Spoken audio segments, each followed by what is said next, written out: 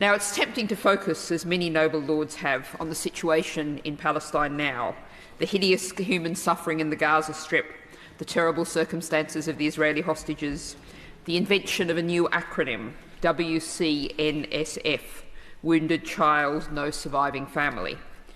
UNICEF estimates that there are now 17,000 children in Gaza who are unaccompanied or separated from any relatives.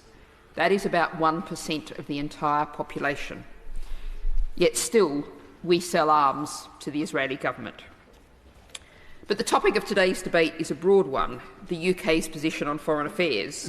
And I'm in the lucky position that I can recycle material, since tomorrow I'll be in Brussels with the Green European Foundation. I declare I have an unremunerated position on its Journal's board to chair a debate at the Press Club on a major report, Geopolitics of a Post-Growth Europe. And I'd urge noble lords who seek new answers in a world where the old approaches, the approaches used for decades and continuing to be used by this government, have delivered the conditions that we have today, to take a look at this report.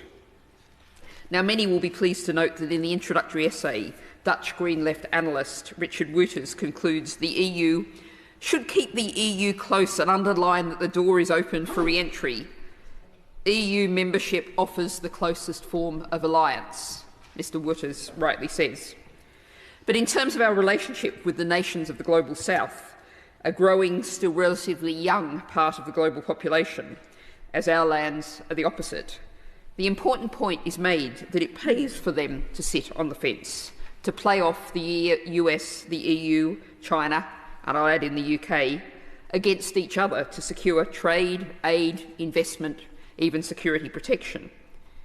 And there's many reasons for them to not prefer us and our allies. That many nations and peoples do not see the Russian invasion of Ukraine as the imperialist, colonialist attack that it is because they associate such behaviour with Western Europe and the US. And they see, rightly, that much of the injustice and suffering they experience today originates from us. They see the enforced austerity of the IMF, the predatory actions of Western lenders, the corrupt behaviour of Western mining companies, the refusal to open up the use of climate technologies, and, crucially, the refusal to allow affordable access to essential medicines and vaccines, with manufacturing close to where they are needed. History is not pre-written, but made by the actions of people, and where we are today is the result of past actions over decades and centuries. Men sitting on these very benches imposed starvation on India, forced 1.5 million Kenyans into concentration camps between 1952 and 1960, and imposed similar conditions in the so-called Malaya emergency. So what should be at the heart of our foreign policy, first, is acknowledging that the many abuses of the past and that we need to take action to stop the continuing oppression that arises from our own actions. Debt cancellation is an obvious area of urgent need. We would, as Wouters points out, ease the pressure on Global South countries to sell off their biospheres and their lithospheres, and reduce the pressure to promote often exploitative labour conditions in export-orientated industries, when the efforts of their people could instead be directed towards delivering resilience and security, particularly food security, in the age of climate shocks.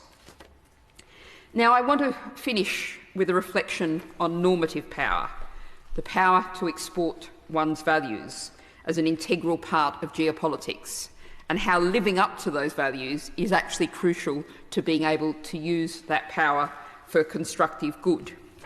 With that in mind, I have a direct question to the noble Lord the Minister in summing up.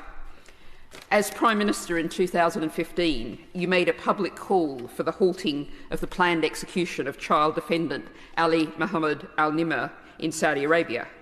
Ali was ultimately spared and has been released from prison.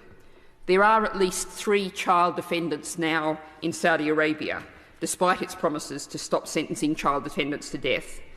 Will you tonight publicly call on the Saudi authorities to prevent the executions of Abdul al-Darazi, Yusuf al-Manasef and Abdullah al-Huwati? And a second question. The published value of UK arms sales licensed to Saudi Arabia since the bombing of Yemen began in March 2015 is £8.2 billion. The Campaign Against the Arms Trade says it's much more than that. What is the world reading of Britain's values when we export those arms? We hand them over to one of the world's regimes that's most abusive of human rights, particularly the rights of women and vulnerable migrants.